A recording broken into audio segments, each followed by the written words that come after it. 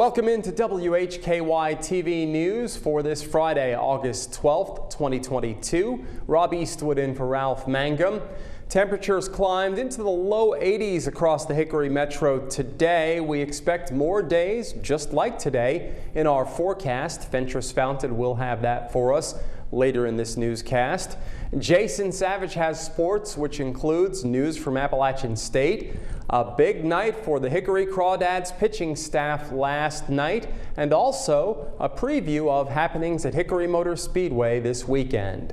Fentress also has the crime report tonight, plus she has details in her A&E feature on a great festival in eastern Burke County that will be going on this weekend. Topping our news tonight, we have received more information on an arrest that we first reported in yesterday's news. That arrest is connected to a death case in Hickory. Yesterday, we reported on the arrest of 32-year-old Joe Angel Rangel of 14th Street Northeast in Hickory. He was charged Wednesday with felony possession of a firearm by a felon and misdemeanor resisting a public officer. Rangel has since been charged with a count of felony probation violation. He was arrested in connection to a death case under investigation by the Hickory Police Department. A man was pronounced deceased from a gunshot wound by medical personnel Wednesday night. At approximately 8:10 p.m. Wednesday, officers responded to a medical emergency in the parking lot of King Hickory Furniture on 15th Street Drive Northeast. When officers arrived, emergency medical personnel were administering life-saving measures to 40-year-old Luis Alonso Torres of Hickory. Torres was pronounced deceased by medical personnel. He suffered from an apparent gunshot wound to his torso. After gathering witness statements, officers were able to determine that Torres was in an altercation with a man identified as Rangel, who was found nearby and taken into custody. He was charged with the previously mentioned offenses and was placed in the Catawba County Detention Facility, where he remained as of earlier today under $54,000 bond. The Hickory Police Department is still investigating the initial altercation between Torres and Rangel. Anyone with information is encouraged to call Investigator Calicut with the Hickory Police Department. The phone number is 828-261-2623.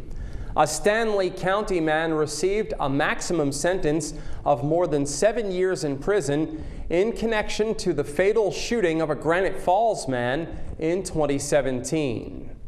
36-year-old Thomas Alexander Seabrooks of Stanfield pleaded guilty in Catawba County Superior Court yesterday to manslaughter. The case was prosecuted by the Attorney General's office. A conflict would not allow the local district attorney's office to handle the case. Seabrooks was originally charged with murder in connection to the death of Michael Brian Gardner, who was 27 when he died.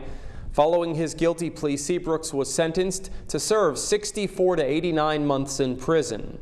On November 6th of 2017, Gardner was found deceased as a result of a gunshot wound.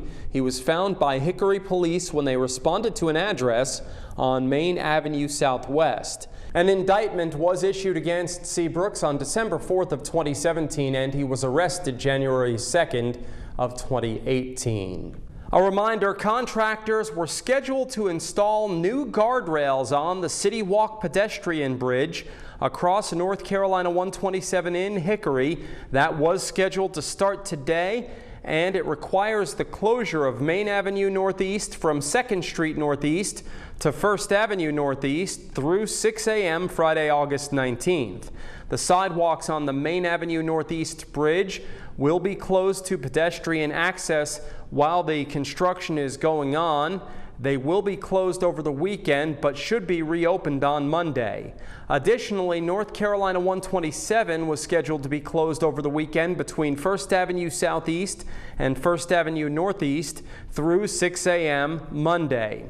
Due to the repair work, detour routes for the Main Avenue Northeast and North Carolina 127 road closures have been established. 2 men have been sentenced to prison time for trafficking drugs in and around Catawba County. That is a federal case, and the sentencing occurred yesterday. U.S. District Judge Kenneth D. Bell sentenced 38-year-old Da Lee of Lawrenceville, Georgia, and 52-year-old Paul Mark James of Gastonia to 168 or 14 years and 54 months or 4 years 6 months in prison, respectively, for trafficking methamphetamine and marijuana. According to documents filed in this case and evidence introduced at Lee's trial, from 2018 to 2020, Lee and James conspired to distribute meth in and around Catawba County. While law enforcement investigators were investigating James' drug distribution activities in Hickory, they determined that he frequently traveled out of state to purchase meth from his supplier in Georgia, later identified as Lee. On July 12th of 2020, law enforcement conducted a traffic stop of James' vehicle upon his return from a trip to Georgia. Officers found meth and marijuana in James' vehicle, which Lee had provided to James. The next day, Lee's Georgia residence was searched and officers seized a firearm, 4 pounds of marijuana, and more than $7,900 in cash. According to court records, over the course of the conspiracy, Lee supplied James with more than 2 pounds of meth. On February 23rd of this year, a federal jury convicted Lee of conspiracy to distribute and to possess with intent to distribute meth and marijuana and distribution of meth. James also pleaded guilty to those same charges in February of this year. It's time for a break, but stay with us. Fentress Fountain is up next with the Crime Report here on WHKY-TV News.